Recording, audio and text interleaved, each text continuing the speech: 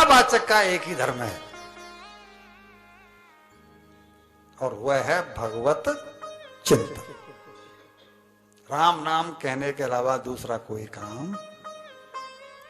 और सुखदेव जी आगे कहते हैं, यदि वक्ता ऐसा नहीं हो तो उसे त्याजस्ते यदि पंडिता, तो उसे पंडित होने पर भी त्याग देना चाहिए। क्योंकि भगवान कथा वक्ता के व्याकरण को नहीं देखते, तो क्या देखते हैं? कथा वक्ता के आचरण को देखते हैं।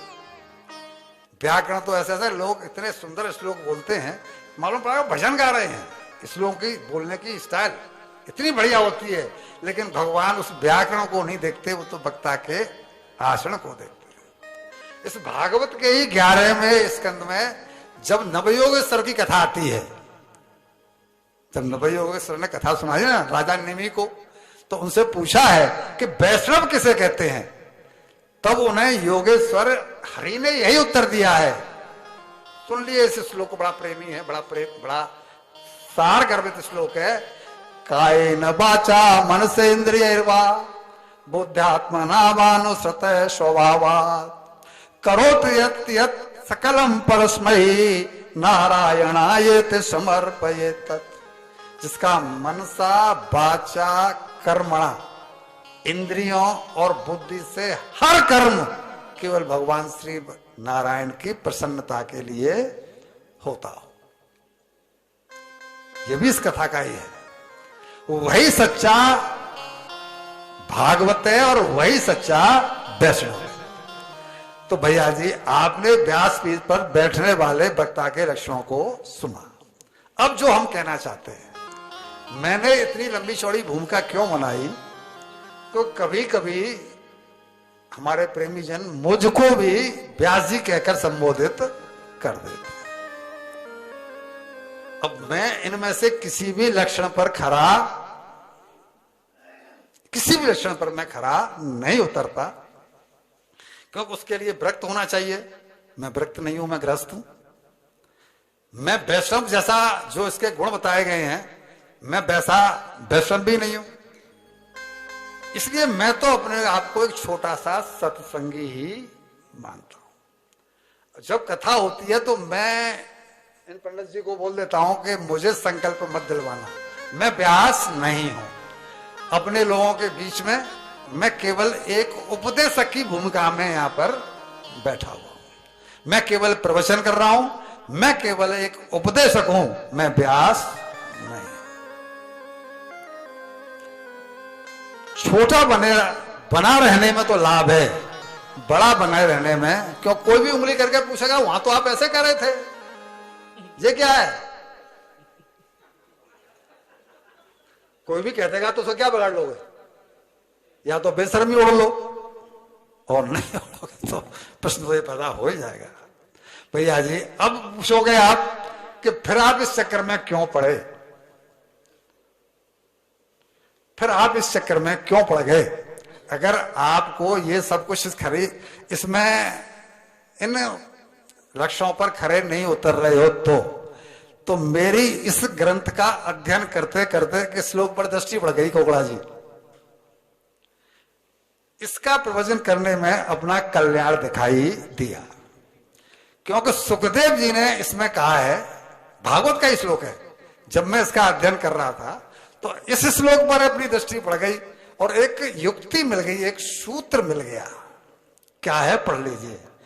ते सौभाग्या मनुष्येषु, मनुष्यों में वह व्यक्ति सौभाग्यशाली है। ते सौभाग्या मनुष्येषु कृतार्था नृपनिश्चितम, वो कृतार्थ हो गया। कौन? स्मरंती ये स्मारयंती हरेर नाम कलौ मुड़े, जो खुद भगवान का स्मरण करता है और दूसरे लोगों को भी स्मरण करने का निमित्त बनता है। जो इस कलयुग में श्री हरि का नाम स्वयं स्मरण करते हैं और दूसरों से भी करवाते हैं, वे लोग बड़े भाग्यवान और कृतार्थ हैं। ये इस श्लोक का अर्थ है। तो फिर मैंने सोचा कि मैं क्यों नहीं भाग्यवान बन जाऊं, क्यों जी, क्या घाटा है? मैं परिवार के साथ रहता नहीं, मैं कमाता हूं, एक भेला हूं नहीं, रोटी राम हूं, रोटी खाने को मिल जाए बस इतनी जरूरत है केवल। तो क्यों नहीं भाग्यवान बन जाऊं? तब मन मीन फंसे मुनियों के जहां, तब मन में आई कि इस मन को फिर वहां क्यों नहीं फंसा दूं? मन मीन फंसे मुनियों के जहां, वह मुरली की रसधार यही है, वह मुरली की रसधार यही है।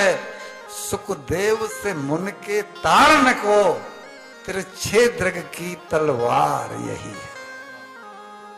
ब्रज बासन को इसने ही सखा, ब्रज मंडल को सुकुमार यही है। मेरो मन छीन लियो जिसने, वह सुंदर नंद कुमार यही है। दिल लूटने वाले जादूगर, तुझे आना होगा कभी ना कभी, उस सुंदर कान मुरलिया की सुनाना होगा कभी ना कभी। तो फिर मैंने सोचा कि फिर मैं क्यों नहीं इस भागवत रूपी श्री कृष्ण का सहारा लेकर भाग्यवान और कृतार्थ हो जाऊं, और साथ में स्वांत सुखाय और सर्वजन हिताय का भाव लेकर के मैंने इसका वाचन करना शुरू किया। जैसे कि राकेश प्रभु जी और अनिल प्रभु जी जो निमित्त बन जाते हैं लोग, अगर ये कथावाचक में सकामता देखते तो इन लोगों को क्या मिलने वाला है? इन यजमानों को, ये निमित्त बन रहे हैं सब, इन जो यजमान जितने भी निमित्त बने हैं उनको क्या मिलने वाला है? यश और कीर्ति तो बहुत छोटी सी चीज है, इनको जो मिलने वाला है वो मिलने वाला है केवल भगवत प्रेम।